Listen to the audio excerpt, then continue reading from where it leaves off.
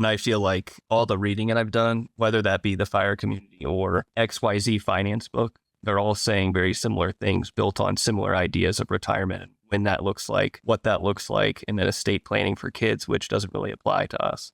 You're right. All the books are based on certain assumptions. And we call it the standard life script. It says what you got to do. It's what we're taught in CFP land. It's what the books are based on. And I think that's poisonous because it just makes assumptions about everybody. So it's automatically wrong. That's where I'm trying to make sure it matches you.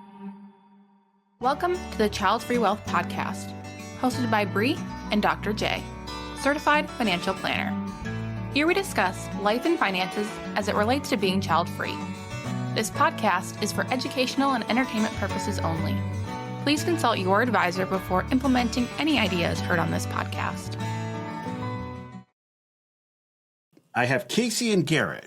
Happy to join me, kind of talking through this Childfree Wealth Checkup. I got everything you submitted, but we're going to spend about an hour together. What do you want to make sure we talk about? Just kind of making sure that, we're on track with what we're doing right now from, retirement, investing, making sure that, we're following what we should be doing. And if not, kind of adjusting what our strategy needs to be, for short and long-term goals here. And which one of you decided to book this? Was this you or Casey or Garrett? I think I had originally seen it on social media that you guys were, doing these child-free checkups. And so I was like, I'd love to do this because we actually originally found you on the Dinky podcast when you were a guest. I'm a big podcast girly. I like listening to a lot of different ones. And so then you were talking about the Die with Zero book. So we read that. We actually listened to it on the way. We were on like a road trip. And then I just picked up your most recent book that you just released. And so I was like, well, we followed him through several different, forms of media. And so let's just talk to him, and had kind of already been talking about getting a financial planner and then maybe a tax person as well. And we'll kind of get into, why a little bit later on, but we're just hitting some, financial metrics that I think that we need to change some of our strategies. So I think I was kind of the primary driver, but we have both been interested in officially talking to somebody because we've been kind of self-sufficient up until now. Mm-hmm. I really think it's getting an expert set of eyes and just having another person look at it that's not family, to make sure that we're on the right track. The unfortunate truth is your family might mean well, but they're going based on their financial plan, which is not yours. I mean, it's just the unfortunate truth of the child-free plan being different. It's not better or worse, it's just different. Yeah. And it's just a generational thing. Like I love my dad, and we joke that he's like banker dude in my family, but I mean, they're just a different generation, and he subscribes to different, financial theories than we do. So I think that we have just kind of had our eyes open the last couple of years that we just need to do something different. I always love that. Dad's like, you got to buy a house. I'm like, Dad, when you bought a house, it was $16,000. Okay. Like, Yeah. So Garrett, what do you want to make sure you get out of this? Same thing. We have some tax questions, which obviously you're not our tax guy, but specifically around Roth IRAs and stuff, and making sure that we're accounting for our current income accordingly, but also get some more clear answers on the future. Clear answers on the future. I am not sure my crystal ball is that great, but we'll get your tax questions. Don't worry. I've got everything down. I had a few investing questions, a few other things, a few things we noted. But when you look at your future, what do you want it to look like? I think I'm a little bit gung-ho about wanting to live abroad.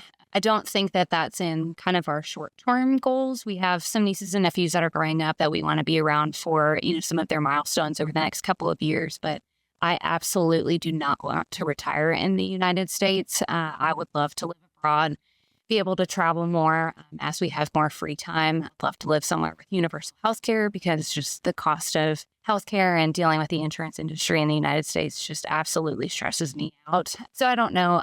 I don't want that to be living abroad when we're in our 50s and 60s. Ideally, I would like that to be in the next 10 to 15 years, be working towards residency status. And I know, especially the European countries, some of them are a 5-year residency to, be a citizen and, have residence. Some of them are 10 years. And so I think within the next 3 to 5 years, we really need to be figuring out what country is that and starting that process and figuring out, what the visa process is that we need to figure out starting. Mm-hmm. I think that we're on the same boat as far as future plans go. It's just that I'm more thinking about how we afford those types of situations. And we both make good incomes now. And how would it look differently if we were to move? And I'm kind of more of let's move there and we'll figure it out. If I need to bartend at a pub, like to make friends meet, and I am not that way. Yeah. It's normal to have two different perspectives. Any idea what country you like?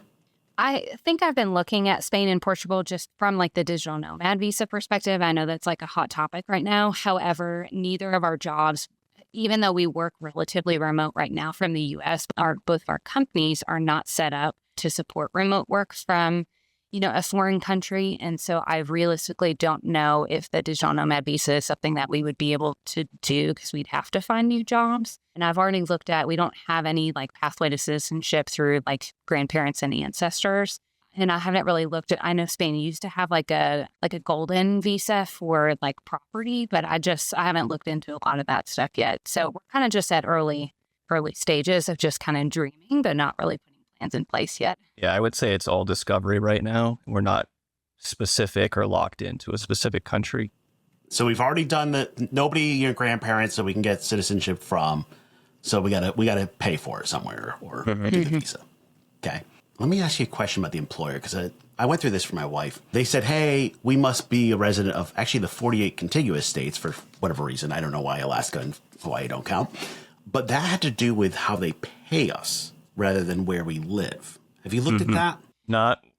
I don't know if we looked at it specifically. So we used to work at the same company, and I used to work in HR. And so I know that they had somebody at the company that had moved to Canada with their girlfriend, and they were throwing kind of a fit about that from like an employment, from like a payment, and then obviously a benefits perspective. While we haven't gone down that route, I know that the company he still works for probably wouldn't support it. And for me, I don't think mine would support it either. I do have a team member that's potentially going to be going down that path in the next year. And so I'm kind of watching to see what they do and kind of what their response is to that. Just keep in mind, what we've been able to do for some folks is not move their legal residency.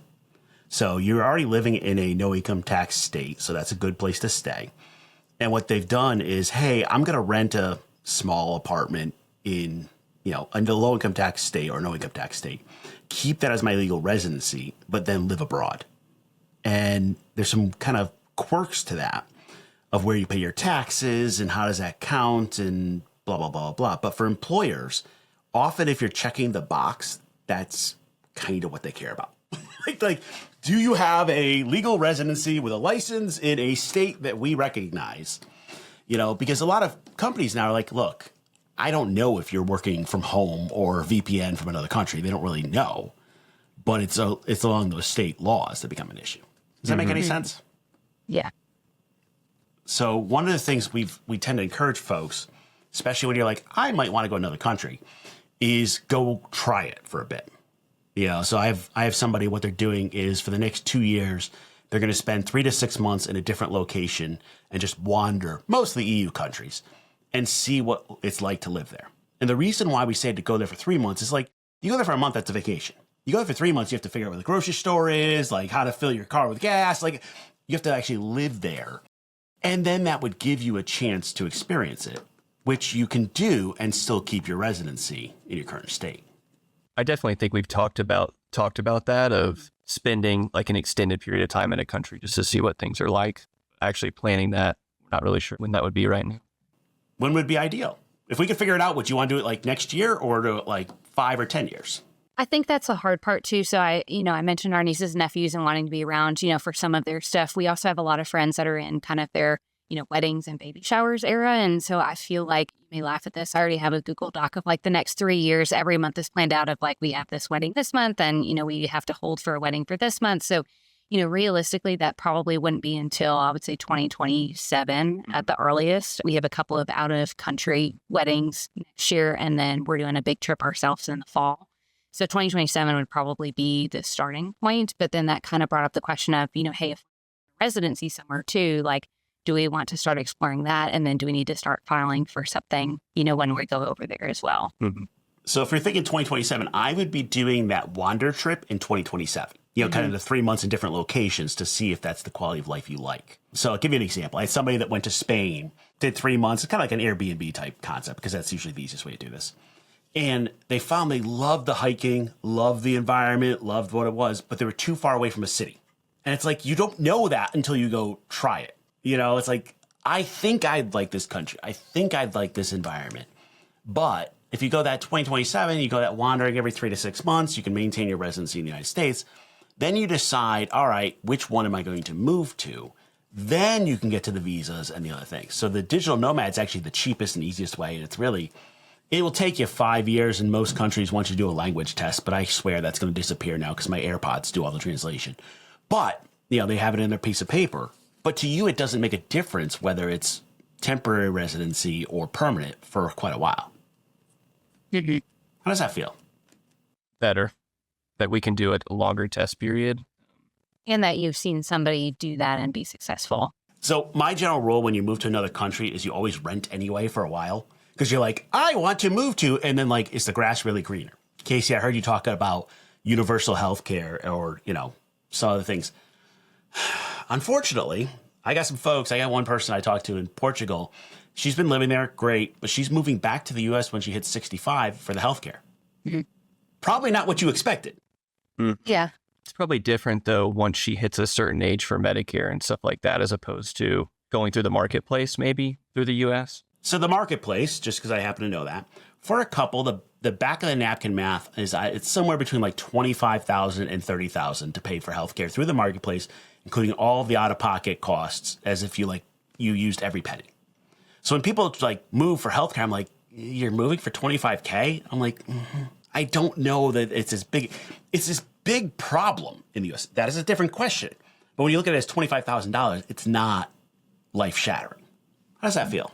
I guess it makes me feel better. I think I have a lot of fear of the unknown and fear of the future. And because of that, I would say of the two of us, just from a financial perspective, I am much more risk adverse, especially when it comes to investing. But I even make the joke, I sports bet a little bit because it's legal in the state that we live in. But when I sports bet, I put $1 on everything. And I get sad when I don't lose, but I get excited when I win $7 too. But I think that has kind of caused a little bit of, not necessarily stress between the two of us, but kind of what led us here is that I just want a little bit of, support in the investment perspective. Because you kind of made the joke earlier of, talking to my dad of yeah, your house was, however much money. And you were always told if you work hard, you'll be able to afford a house. And realistically, that's just not the case. And we're thankful to have been able to afford to buy a house a couple of years ago. But I think in just seeing some of the stress about well, is Medicare going to go away? And I don't know if I believe that your money, 7 years, it doubles or whatever, because I feel that's one of those age-old things that we've always been told, but will it actually come true in our lifetime? Because we've seen, the housing affordability not be true for our generation. I just have a lot of fear of the unknown. And I think from the retirement and the investing perspective, I think that I put less away than I probably should because I like the comfort of having money on hand or the money in a high yield savings account rather than tied up, in stocks, bonds, CDs, whatever the long-term play looks like. And I think a lot of her survey answers about greatest fear and stuff like that, or answers, is more around building emergency reserves and preparing for the unexpected, I guess. Well, but I'm looking at it. You guys are 30 and 28 with a $450,000 net worth. You're doing phenomenally. What's the fear? I think especially for me, I've always been kind of risk adverse, but I also got laid off from a job that I loved last year and was absolutely devastated by it. Thankfully, I had a really great network and I was able to get a job within a month and a half after being laid off when so many people are struggling nowadays. I know that I'm so grateful and, kind of so privileged to have had that opportunity, but having been laid off, especially from a job that I love, had to take a pay cut to, have a job and take that next step. I think that created a lot of fear in me as well from just the emergency reserves and having money to fall back on and having, liquid assets. So just kind of coming out of that experience, I think reshaped one, how I feel about finances, and then two, how I feel about just the corporate workforce in general. The caveat being that when that had happened, and with how fortunate we are, we weren't really fearful of being able to pay the bills or that we are going to default on any of our things that we have to pay on. But I think there's some self-independence that comes from both of us of wanting to provide for the two of us and not rely on the other one's income for general fun, entertainment, or discretionary income. Do you guys plan all the budgets together? Do them separately? How do we do it? I would say I probably take more of that. I'm the banker dude of the couple for how her dad was, but we track everything in Copilot, and we have the conversations probably every other month about, hey, this was the budget, this is where we were on, all these different items. We have a document outside of Copilot that we track all of our expenses as well. Just a little bit eye-opening while we were prepping for this podcast, actually put in all of our expenses around costs for all of our pets. And it was a little bit crazy to see, what we spend all of that stuff on. But, I just like having kind of the visibility. But from like a money flow perspective, we both have individual accounts and we do the like 95-5. So 5% goes into our personal accounts. And then the other 95% goes into our shared account, which is the high yield savings account. And then that's where, bills and all that stuff. I wouldn't say we use like a $0 budget where we know where every single dollar is going to. We're more so focused on our automated savings going to either high yield or stuff we already have set up for retirement anyway. And then the rest is kind of monitored, but not necessarily tracked to the very dollar amount. And we're taking dollars off the next month because we spent too much this month. It's kind of loose, but we're relying on our automation, I guess, that we have set up already. That's fair. Here's the thing. Automation and numbers of dollars sitting in accounts or emergency funds are not going to make you feel more safe, Casey. I'm just going to call that out. If you look at the data on how much money do you need to feel safe, they've done quite a few surveys on this. It varies a little bit, but it's somewhere between 50% and 100% more than what you currently have. Does not matter what number you have. You ask people $2 million, they need another $1 million to feel safe. You ask people $10 million, they need another $5 million to be safe. Because it's about the way you think about money, not necessarily the hard and fast numbers. How does that feel? I would say it's valid. And I would say, even if we did make more money or save more money, I would always keep moving that needle as well, just to feel safe. And it's a safety net. No, it's like not necessarily a scarcity mindset, but fear that the money's going to disappear. And coming from me, being in college and, worrying about how I was going to pay for dinner has kind of shaped the way I think about money. But I've been trying to kind of let go of some of that, just given our success in our careers. Do you two care about how much money you give to the next generation? To a degree, we have some nieces and nephews that we'd like to support for the future. But for the most part, I would say that answer is 90% no. We really did have some kind of eye-opening experiences listening to the Die with Zero book and thinking about that. And I definitely don't want the government to dictate, what happens with my money. And so I know that's a big item on our to-do list is we do need to probably put a will together. We, feel invincible as we are younger, but I think now that we're getting older, we do need some sort of plan in place.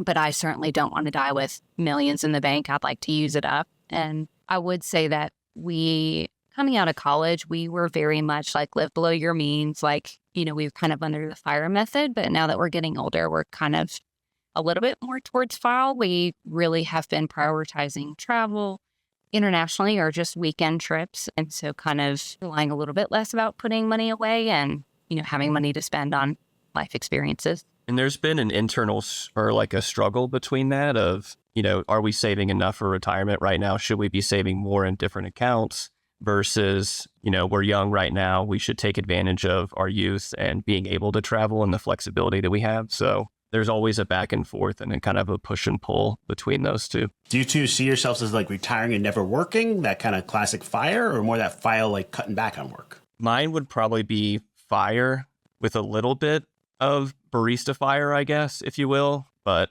I would love to stop working as soon as possible.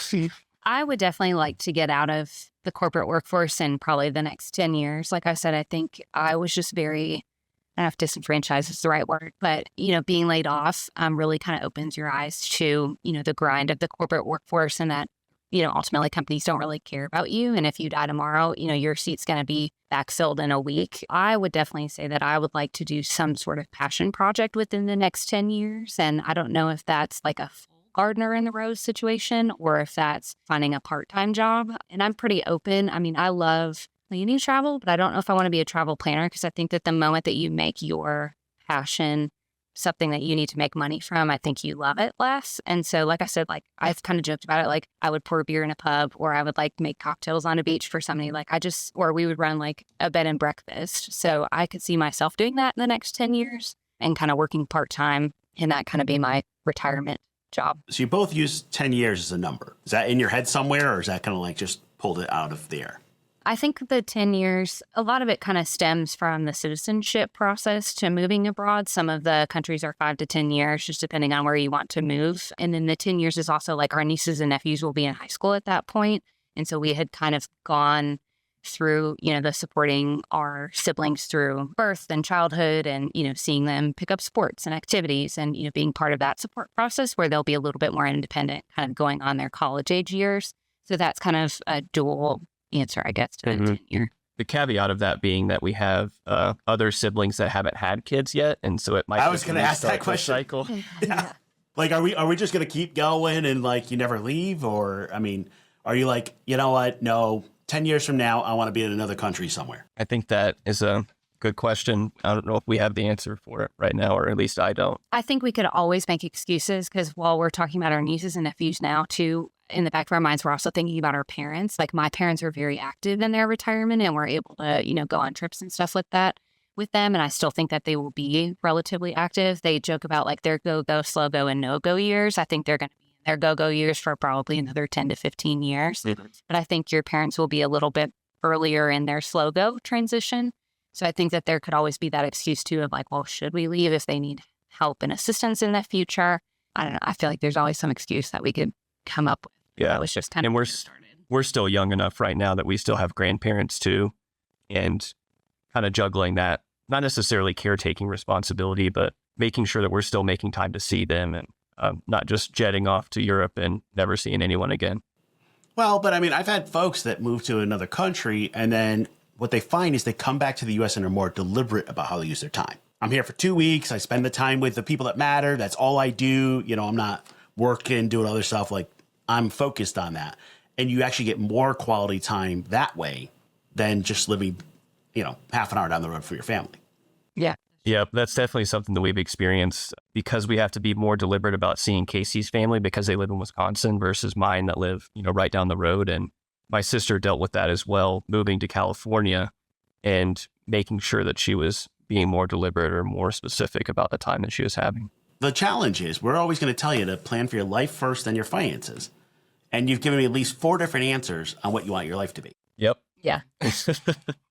And unfortunately, I think a couple of those answers rely on other people.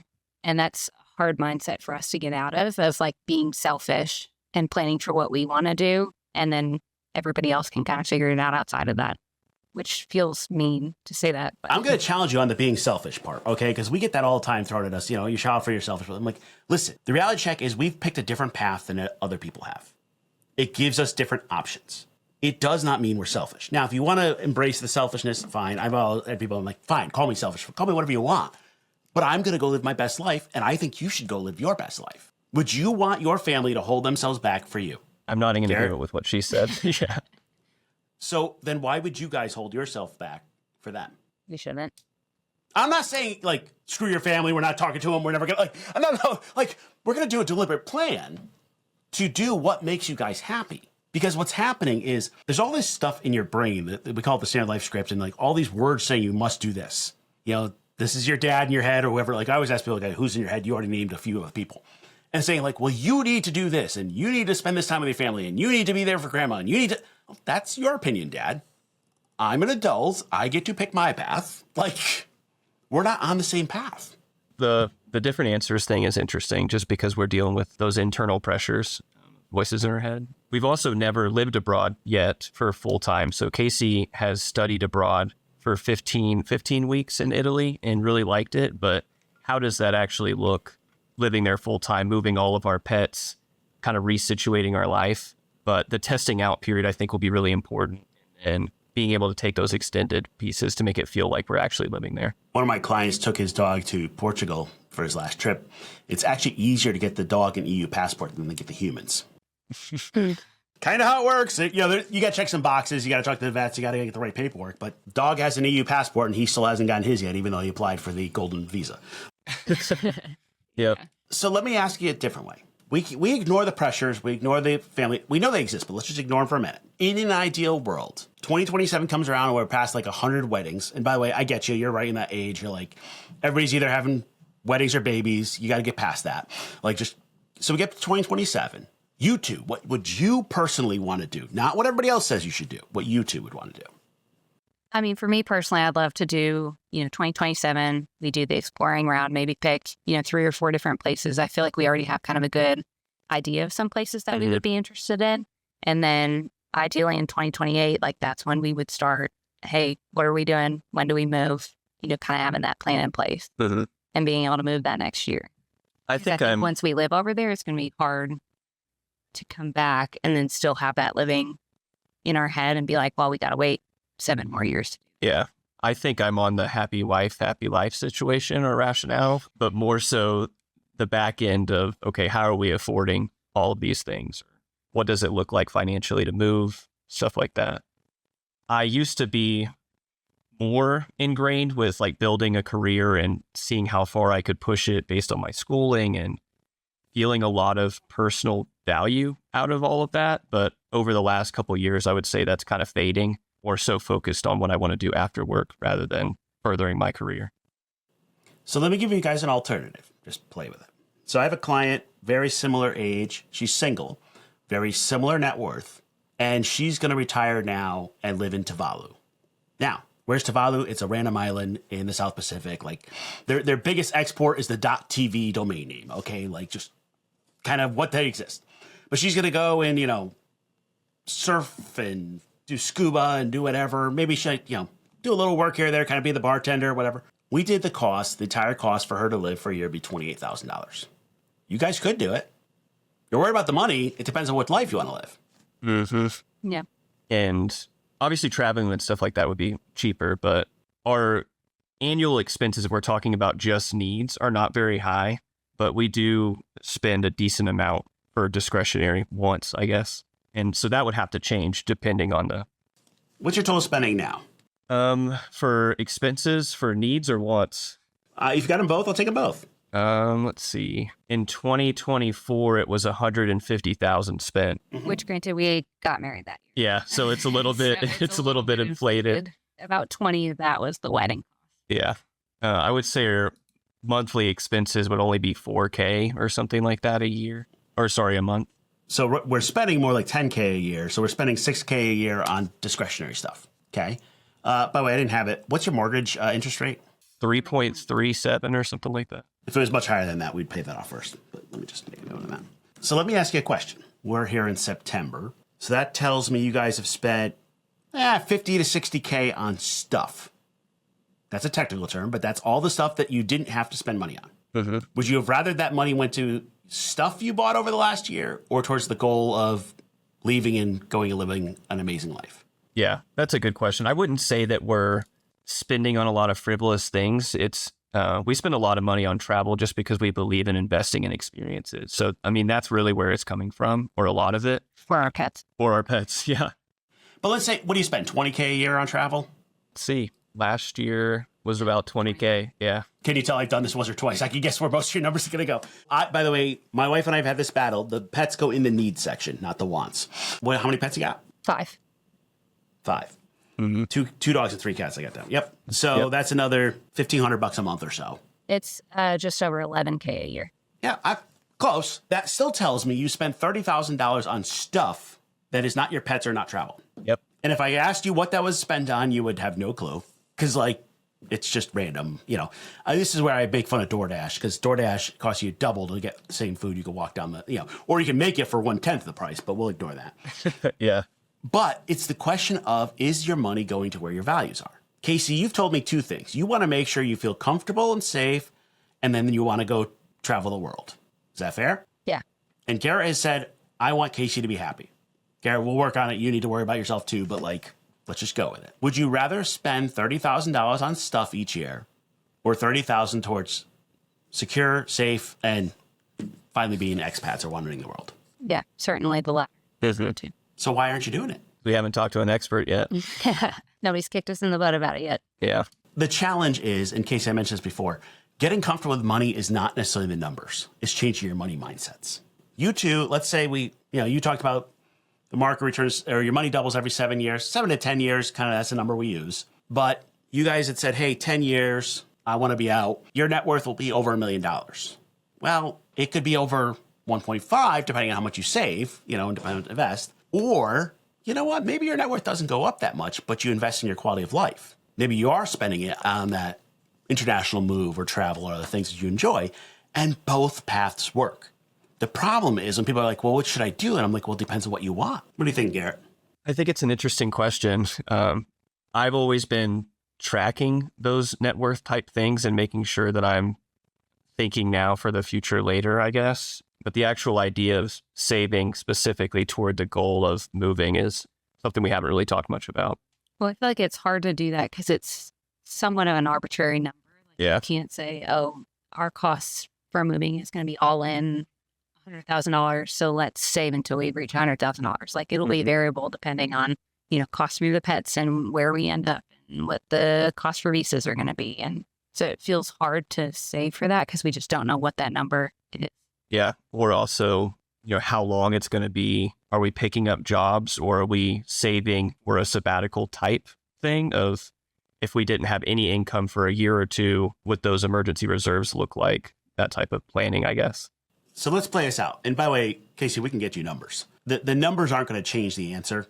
It's a question of where you focus. But let's play this out. If in listening to what you just said, I said, all right, in 2027, if we set a goal that you both had a job that could be done remotely. So that gives you, a year and a half, 2 years to either figure out how to get your employer to do it. Like somebody else does it first and you're like, I want to copy them or shift your career. How does that feel? Let's start there. I mean, I'm definitely more, I guess, willing to do that just because, like I said, not that I don't have company loyalty or like loyalty to the workforce, but like I'm much more open-minded about all of that just because like I felt like the dream job that I had just went away because the business wasn't doing well. And so I've always been willing to kind of change careers. Like I'm also willing to go back to school if that helps out and, do something different. And like the core of my job is just talking to people. And so I feel like a lot of core jobs, like that's a core skill set. I think yours is a little bit more technical, but yours is also a little bit in high demand in other countries. So that opens opportunity for you to apply for, jobs abroad, but stay in the same field. Mm-hmm. I would say I'm probably more tied into the career and less wanting to make changes or go back to school to make a career change just because of the success that I've had and the security that I've had from my current career. So if we can make you feel successful and secure, would you be willing to do a remote job? Oh, yeah. Okay. So if we spent the next essentially almost 2 years figuring out a solution so that you both have a remote job. And by the way, it's okay if those remote jobs pay less than what you're getting paid now. Have to work on your mindset. That's a separate thing we're going to have to play with. But if we could find a job that you enjoy-ish, I mean, let's be real, it's a job. So like, am I really going to find something, I'm super passionate about, maybe get lucky. But we find that job over the next 2 years.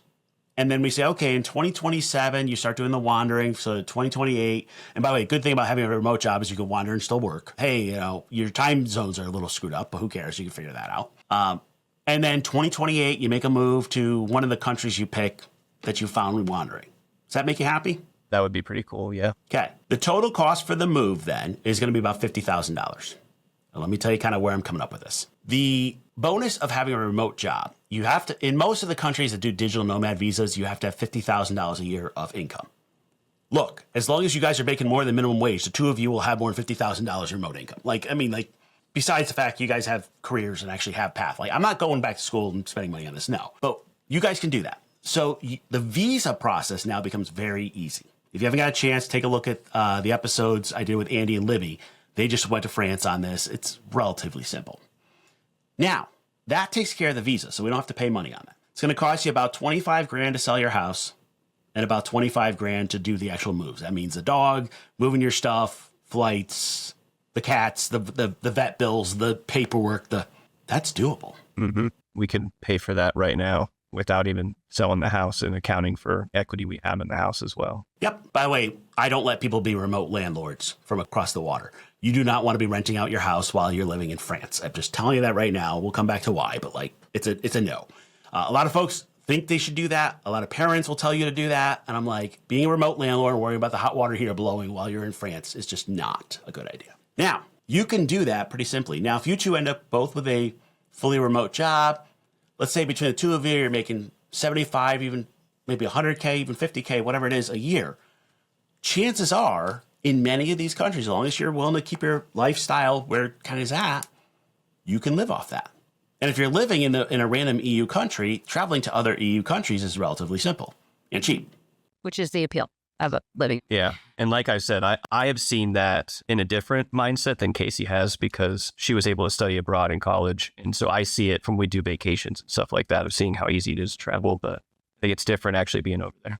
Yep.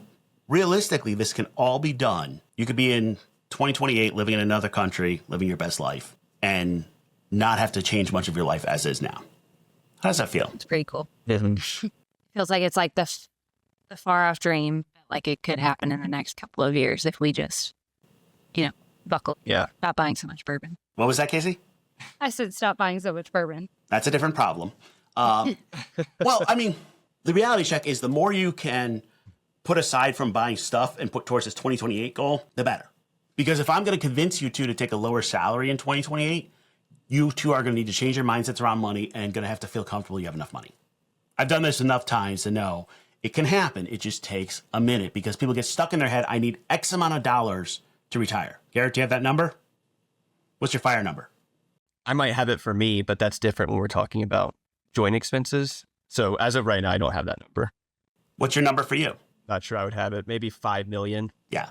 And by the way, if you don't care about how much money you pass on the next generation, that means you're dying with, $100 billion that you don't need to die with. I'm saying, hey, based on where you are right now in your money, where you are in your life, you focus on this for a couple of years. You could be living that life in 2028. Your numbers, your actual net worth may not have a huge jump by then, but your quality of life could. Yep. And I'm okay with it. I have to shift my mindset a little bit more just because I've been tracking all of that stuff for so long and shifting to investing more in the quality of life piece. Yeah. You both have some huge mind shifts coming. And this is where I love the folks in the FIRE community. The challenge is the FIRE community teaches bad mindsets to an extent. Everything's about scrimping and saving so that you can retire later.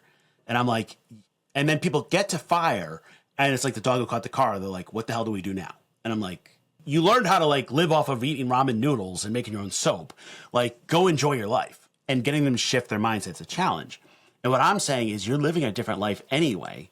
Go enjoy it now, in 3 years, rather than 10, 15, 20 years. And we were on a path where every 5 years you're going to say something else. Well, somebody had a kid and grandpa's sick and this, you're never doing it. Mm-hmm. Yeah.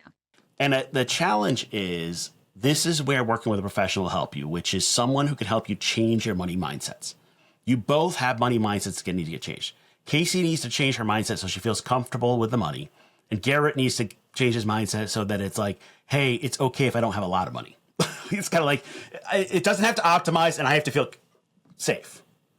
Yeah. Mm-hmm. Garrett, what are you thinking? About that mindset shift, I guess, just because I've been so focused on optimizing for a long period of time. Casey, how about you? I mean, it is definitely hard. And I do need to feel comfortable about, money, because I feel like right now I've been more of the let's go live our lives and have these experiences. And we're okay because we've already hit milestones. We've bought a house.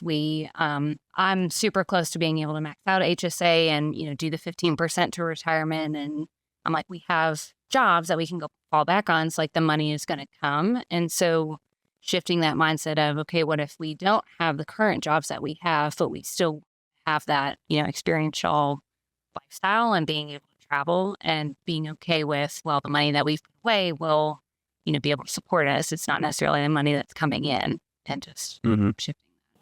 So here's what I want to show you what I just did in that whole structure. What I did was I said, okay, how about we take a hypothetical that you two are making enough money as a remote job to pay your day-by-day bills. I am assuming you're not putting anything else towards your retirement, putting money aside. Well, then you just take your $500,000 net worth and let it grow on its own. You'll get to your 5 million. It just take a few years. Mm-hmm. Yeah. It's the mindset shift again. Yeah. Yeah. I mean, look at it this way. So let me just round up. You got 5 million. So on average, every 7 to 10 years it doubles. Let's go with 7. So 7 years from now, it's $1 million. That means 14 years from now, it's $2 million. That means 21 years from now, it's $4 million. That means you guys are just barely 50 with $4 million. Mm-hmm. And that assumes you put $0 extra dollars saved away. And the market return is about what is it? About on average. Yep. Do you guys really need more than $4 million at 50? I think that's part of the unknown, I guess, of what does the cost of living really look like. It kind of feels like we're stuffing money in a mattress in a sense You are. of planning for the unexpected, I guess. You're doing what we call mindlessly saving. So there's mindlessly spending and mindlessly saving. And you're like, let me just put this away. It's a good boy, good girl thing to do. I got to put this money away. Okay, cool. At some point as a child-free person, it's possible to have saved too much money. My nephews get what's left over. If they get $5,000 or 10 grand or even 100 grand, I'm okay with that. If they get $1 million, I made a mistake because either I should have given that to them earlier or I should have used it myself. Yep. Is that about where your mindset is? Yes. More so on the die with zero and less estate assing, I guess. Right. So now we're 51 with 4 million. We go one more out. We're now 58 with 8 million. We're 65 with 16 million. Like, where do you want to stop? Mm-hmm. And that all assumes you're not adding any more money into your money. You're not saving anymore. As long as we have the jobs that would supply the paying the bills, I mean, what does that look like? Is the number dropping using like the 4% rule? Well, the 4% rule assumes you want to pass some money to the next generation. Like, this is why I push back on the fire community. I'm like, there's just these assumptions. And Bill Bengen just came out and said, well, maybe it's more like 5.5%. Those are all random numbers pulled out of the air. Mm-hmm. Where I'm going is you're trying to let your money drive your life, and I'm trying to let your life drive your money. Yep. Casey, what are you thinking? You look deep in thought. It's just, we talked about the, like, even when money grows, like, I feel like the needle moving, your needle still moves. Like when you were saying like $4 million when I'm 50, I was like, well, I could spend all of that if we had like a tragic healthcare accident. Or something. I don't know if there will ever be like a number in my head of like, I will feel comfortable living my life and, continuing to take risks, especially as I, get older. And it's just something that I need to get behind. I can be supported on it. Yeah, this is where you have to shift that money mindset. Because otherwise what's going to happen is, because I've seen it, I got a couple like you guys in their 60s and they got whatever, $15-20 million and they're still cutting coupons. And I'm like, you don't need to cut coupons. You're not going to run out of money. Like, I'm serious. Yeah. And I mean, like, they're physically cutting coupons. Like, I mean, like, come on, at least get the app. But like, yeah, if you don't change your mindset, that's where you end up. Mm-hmm. I think it's just so hard because like we're so young and we haven't seen the like 7-year investment yet to be able to say like, hey, our money did actually double in 7 years. And I kind of go back to that example of like, what our parents did. We've been told to do that, but we haven't actually been able to do that or a lot of like millennials. And so like in my head, I'm like, well, is our money really going to double in 7 years and double again in 7 years? And so I have a hard time with the unknown of what our money is actually going to do. All right, so let's look in the last 4 years. The last 4 years, your money doubled. That's just what the market did. It is. Yeah. We can go look at the math, and I bet Garrett has a sheet somewhere that your net worth about 4 years ago was probably about $100,000. Does that sound about right, Garrett? Yep. My investments just this year have jumped like $50K, and that's just accounting for mine and not her separate retirement accounts. I feel more optimistic about the market just given my reading than she probably does. Well, that's just who I am as well. Like if I could have all of my money in bonds or a high yield savings account and have nothing in the stock market, I would do that just because that's like the level of risk that I have. But I know I'm not supposed to do that at my age. Well, and we can figure out options. I mean, that is the argument that you got to be older. You can't do it right now. But later in your life, you buy an annuity and you just have a fixed amount of money you get for the rest of your life. And it's a guaranteed amount. Mm-hmm. Yeah. The math-wise, it's actually not the right answer. But it works for people because they're like, look, I just know I get X amount. If it goes up by inflation, takes care of my long-term care, check, done. Yep. Yeah. And that probably works for you, Casey. Yeah. For you, Garrett, it'll break your brain. Like, Yeah. Casey, your question then becomes, do you want to work on shifting your mindset and in 2028 be living your best life in another country? Or do you want to have a conversation in 10 years when you're still not comfortable with your money? I mean, certainly the former too. You're laughing, but those are your two paths. And I've worked with clients enough that I don't know which one you pick. Mm-hmm. We always jokingly look at this when we do these checkups with folks. We'll have these conversations about here's what you need to work on, here's what you need to do. And either they sign up like in the first month or we see them back in about a year or two. And about 2 years later, they're like, yeah, I wish I had worked on. Great. When you're ready, we're ready. And it's one of those, when you're ready to make the change, you can. You two are in a good financial position. The question about like, hey, what should I put to Roth? That's a simple question. It's the what goals you're working towards and what life do you want to live and how do you want to get there? How do you want to shift your mindset? That's the hard stuff. Mm-hmm. Yeah. And I think that's what we get bogged down about too. Like, especially the Roth. Like, I think we've hit the joint threshold for not being able to do like Roth IRAs anymore. That stressed us out. But I'm like, well, we're doing all these other things. We have all these other accounts. So. Well, and I'm going to go there because I promised Garrett I would go there. We'll do the hard, fast math. But here's the thing. The reason why I put that to last is because it almost doesn't matter. Like, we get stuck on that. And this is why working with a financial planner is good, because it's a third party. They're like, stop, hold up. You're missing the forest for the trees. Like, you're working on optimizing that really doesn't make a difference on your life. A couple things on this. One, I noticed, Casey, on your pay stub, you're not maxing out your 401k. Yeah. I think I'm 12% between the Roth and the 401k. 12% of your income, but not necessarily 12% of completion or yeah. Right. So the first step is to max out your 401k, which is $23,500 this year before you do IRAs. And you can do that no matter what your income level is. Now, what that really means is Casey will have a very small paycheck because we'll be taking money and putting it into the 401k. That's okay. I will say what I saw also, and I'll just use Casey's because I have it up. I think Garrett's similar. I tend to tell folks, pick one. Either you're doing traditional or you're doing Roth. If you're splitting your 401k between the two, you're kind of like betting both sides. So the bet for Roth is you assume rates are going to go up, you bet Roth, and when you're in a state with no income tax, doing Roth is a much better choice because you never pay state income tax on that. Mm-hmm. You guys decide to move to New York. Why? I don't know, but you move to New York or California, and next thing you know, you're paying 7 or 10% income tax on your traditional when it comes out. Your Roth, you'll never pay income tax. While you're living in a state with no income tax, you put it in Roth. With one exception. The other problem we run into is many countries, we got to look at the tax agreements. Many countries look at your Roth and say that's just a retirement account and they will tax the money as it comes out. Which country you're going to is going to change my answer a little bit here. We don't have that answer, so I would just go, all right, let me put it in Roth for now. So I would be maxing out both of your 401ks Roth before we ever talk about the IRAs, backdoor IRAs, anything like that. How's that feel? It feels, good to have a plan and good to have, something that is actionable now to make me feel better about if I'm going to put my money and it's going to be locked somewhere, this is the best place to put it. Because I already feel good about like HSAs because I know they're triple tax protected and like I can get behind that mindset and that, or the concept of that. But it's all the other things that I'm like, well, am I doing the right thing? Mm-hmm. And we've had conversations about all of that and me pushing on Case to put more in, coming from that optimizing rationale. So it's just interesting. Yep. So 2 things on that. One, Garrett, I need you to stop worrying about optimization.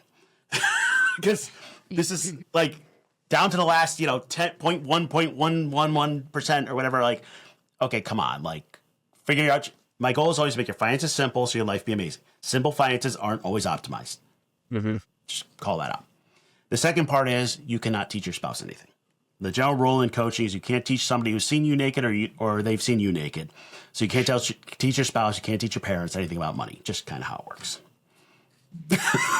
I feel like that's fair.